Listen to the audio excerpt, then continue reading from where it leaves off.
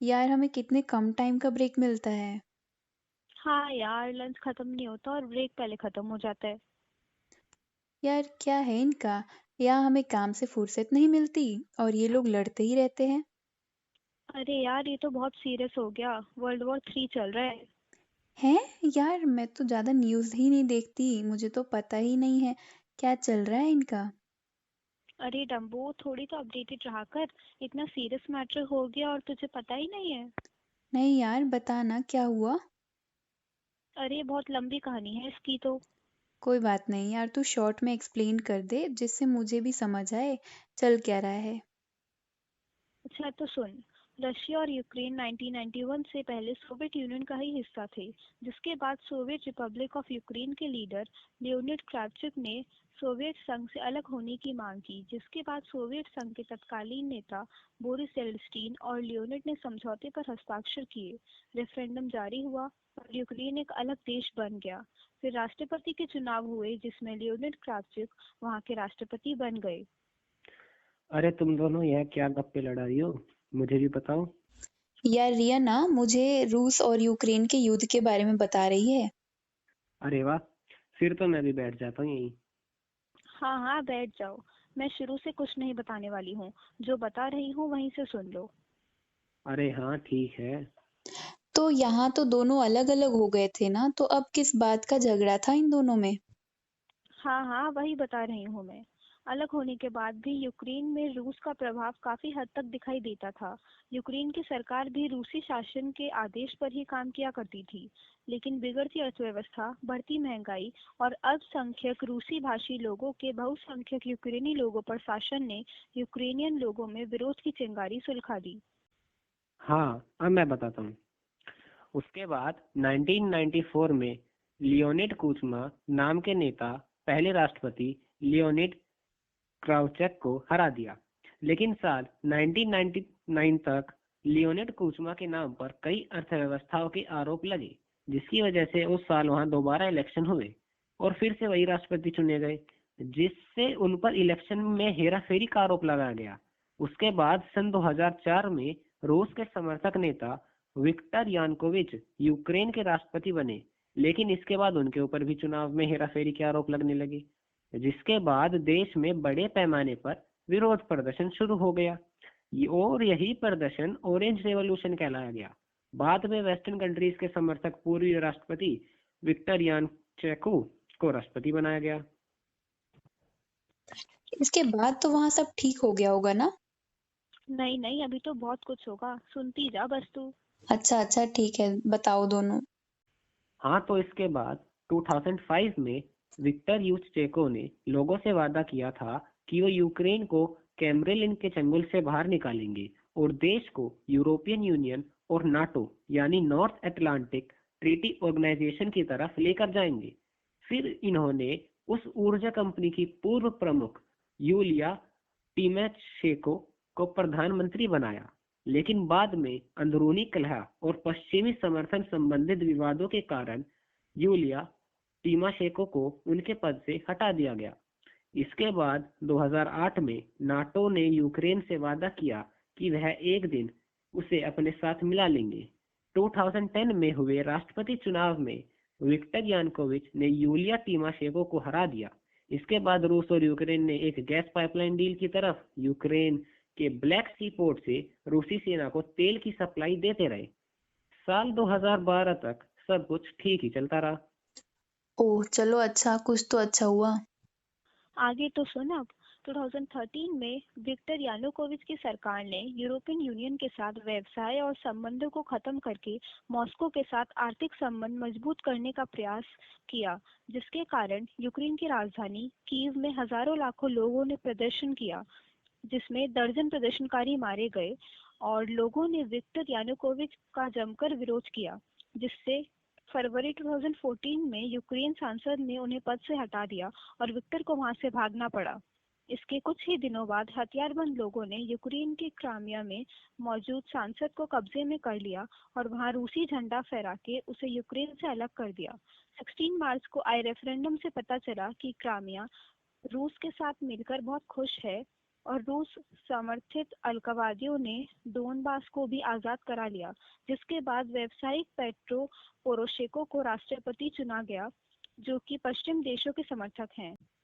इन सब के बाद 2017 में रूस ने दोबारा से यूरोपियन यूनियन के साथ व्यावसायिक संबंध बनाना शुरू कर दिया।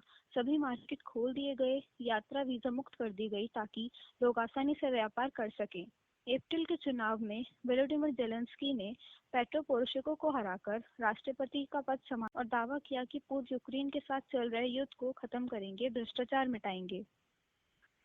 फिर 2020 में कोविड-19 की वजह से यूक्रेन में पहला लॉकडाउन लगा, जिससे आईएमएफ ने कोरोना महामारी में यूक्रेन को $5 बिलियन यानी 37,673 करोड़ रुपीस की मदद की। जनवरी 2021 में यूक्रेन के राष्ट्रपति व्लादिमीर जेलेंस्की ने अमेरिका राष्ट्रपति जो बाइडेन से कहा कि यूक्रेन को नाटो में शामिल होने में मदद करे।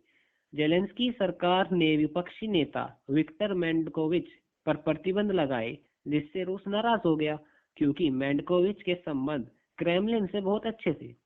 अप्रैल 2021 में रूस ने अपनी सेना को यूक्रेन की सीमाओं के करीब भेजा और जब अंतर्राष्ट्रीय स्तर पर सवाल पूछे गए तो रूस ने कहा कि वहां सैन्य अभ्यास के लिए हम गए हैं।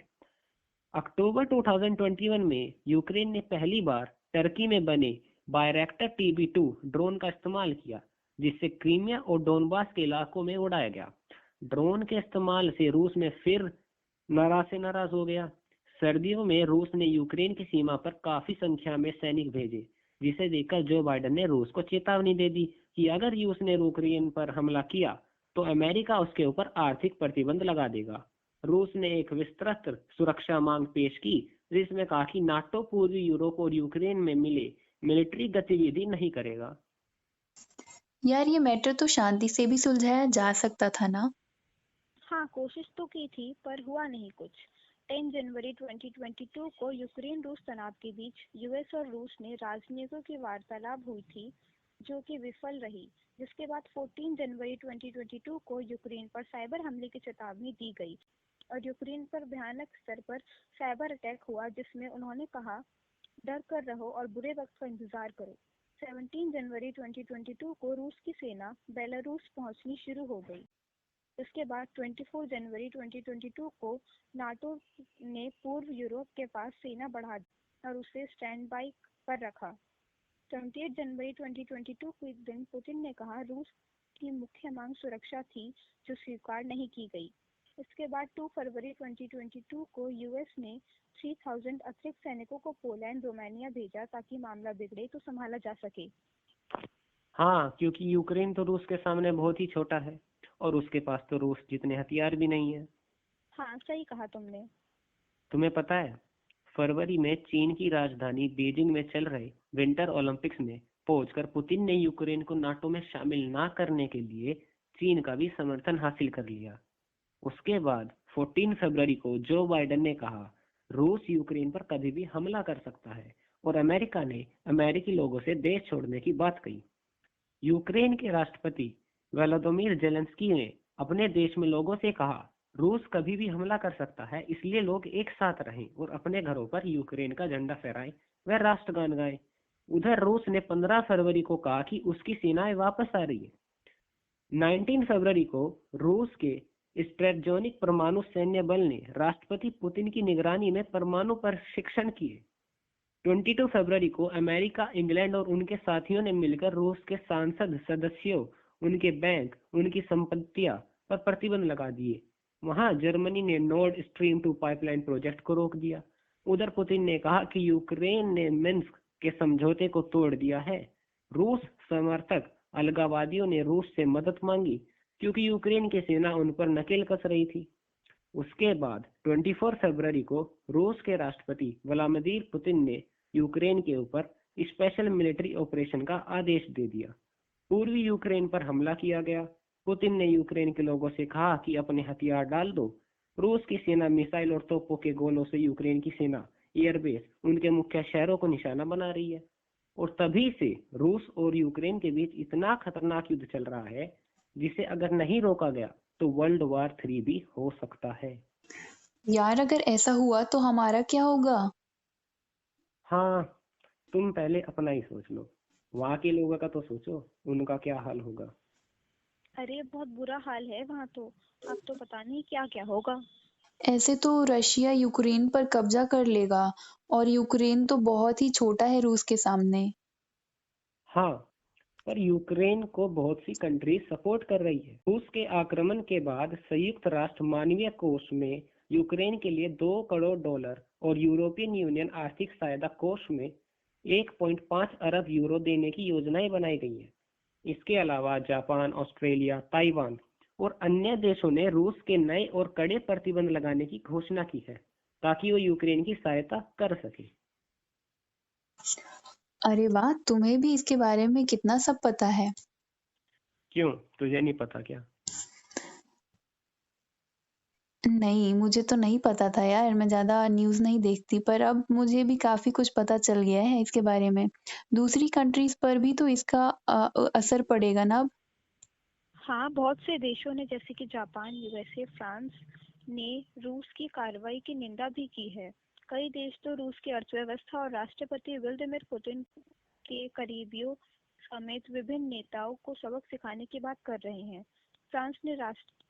फ्रांस के राष्ट्रपति इमैनुअल मैक्रों ने तो 25 फरवरी को कहा कि फ्रांस और उसके यूरोपियन सहयोगियों ने मॉस्को पर बहुत गंभीर प्रहार करने का फैसला किया है। हाँ, और इससे तो बहुत से देशों की अर्थव्यवस्था पर भी असर होगा। जापान के राष्ट्रपति फूमियो किशिदा ने कहा कि यूक्रेन पर रूस का आक्रमण बहुत ही गंभीर घटनाक्रम है, जिसका अंतर्राष्ट्रीय व्यवस्था पर भी प्रभाव पड़ेगा। इससे न केवल यूरोप बल्कि एशिया भी प्रभावित होगा।